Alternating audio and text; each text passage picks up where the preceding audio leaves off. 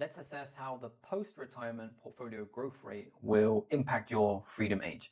So you will actually have two growth rates. One is your current portfolio growth rate on the way up. How much is that portfolio making? How hard is the money working? And then once you've chosen to switch to retirement and essentially rely on withdrawing money instead of pumping money in, you might have a different growth rate because you will position your portfolio to be slightly safer and less volatile. So you may have to accept a lower growth rate. So we'll work with our example here of our friend who's currently 35 and on track to retire at 85. As you now probably know from all of the other videos, we have the same variables as before, where the growth rate on the way up was 6%.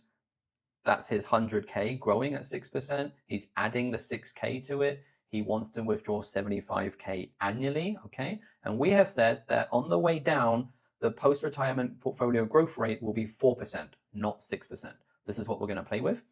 And then he's got his leave behind goal of 200K. He's got his tax rate of 15%, no additional income, a 3-year cash buffer still at retirement. That means he can withdraw from the cash instead of withdrawing from the portfolio if the market or investments tank for a while, and give them time to recover. And of course, 2.5% inflation rate, okay? So what I want us to look at now is what happens if we change this 4%, which is affecting the back end of the curve, okay? So slowly I'll just move it up and we'll begin to see. If I get to 9, it means I can retire a few years earlier at 82 and 10 at 81. So it's not making huge differences. 11 at 81 still, 12% at 80. Now going from 4 to 12% in post-retirement, it has saved me 5 years. That's not huge compared to other levers, but look what happens. If we keep going, at some point we also find a bit of an inflection point where you'll actually never run out of money, or the portfolio will never go down to the remainder that you wanted left, the 200,000. When is this interesting? I think on the way up, we've put quite a conservative rate. What if we had changed that to 10%? And we said it was 10% as well, because you've become a better investor. Why would you settle for a lower rate of return if you've learned all these things and you've managed to invest relatively safely and you could still maintain 10%? It doesn't have to be every year. It can be on average because you still have your cash buffer in case there is a downturn.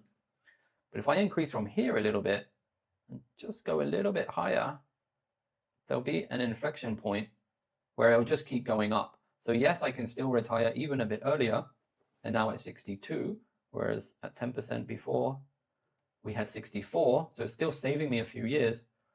But look what happens. I can leave a legacy behind. It never goes down to 0 or the 200K. My portfolio becomes worth more and more, and I'm still withdrawing the 88,000 every year. So this lever is one to really combine with how you see the current portfolio growth rate and thinking, at what age are you going to retire? And maybe you still like investing and you want to be a little bit active. You're going to look after your portfolio. Maybe you're still okay to take a bit of risk, and therefore you might actually get a much higher return. But if we drop it down to 4, which would be incredibly safe, you can see what's going to happen with it and how it gets depleted. So this is also a fun one. It's a pro feature. The default is set at 4 for everyone on the free account.